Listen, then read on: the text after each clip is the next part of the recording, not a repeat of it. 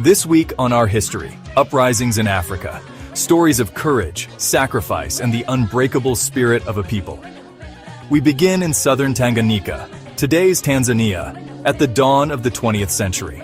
The land was rich, its people rooted in villages and plains, yet a new power had come.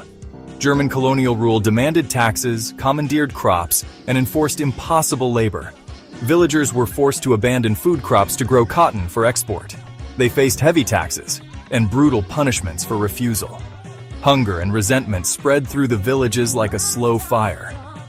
Into this storm walked Kinjekitile Ngwale, a spiritual leader who claimed a voice from beyond. He brought Maji, water mixed with millet and castor oil, said to turn bullets into raindrops. Word spread quickly. People gathered to hear and to drink the sacred water.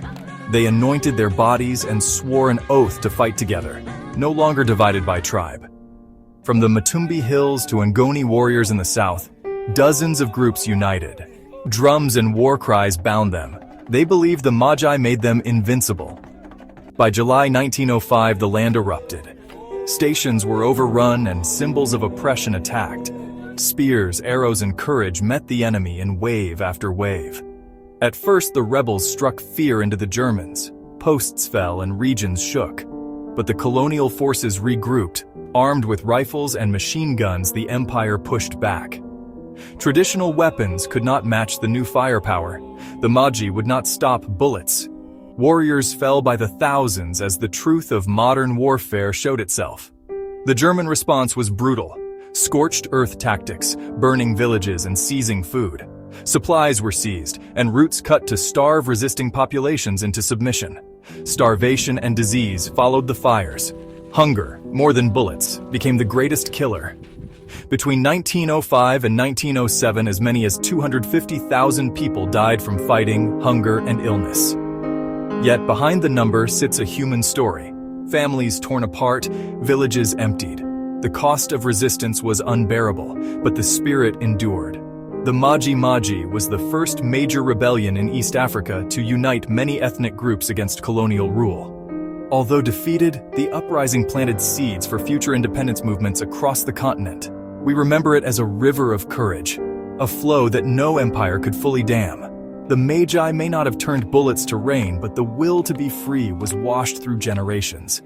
Photographs and stories keep that courage alive, faces and names that insist we remember.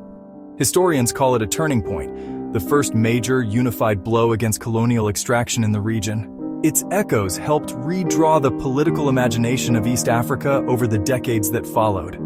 The Maji Maji story teaches about sacrifice, unity, and the cost of resistance. It reminds us that history is alive in names and memories passed down. Across Tanzania, memorials and oral histories keep the memory burning. Communities continue to honor those who rose and those who were lost. Though the uprising failed in immediate terms, its spirit moved forward the idea of collective freedom. It showed that people across tribes could unite against a common injustice. The uprising spanned 1905 to 1907 and cost perhaps 250,000 lives, a tragic price for freedom. But numbers alone cannot hold the full story. Memory does. Stay tuned. Next episode, we trace uprisings from the forests of Kenya to the streets of Soweto.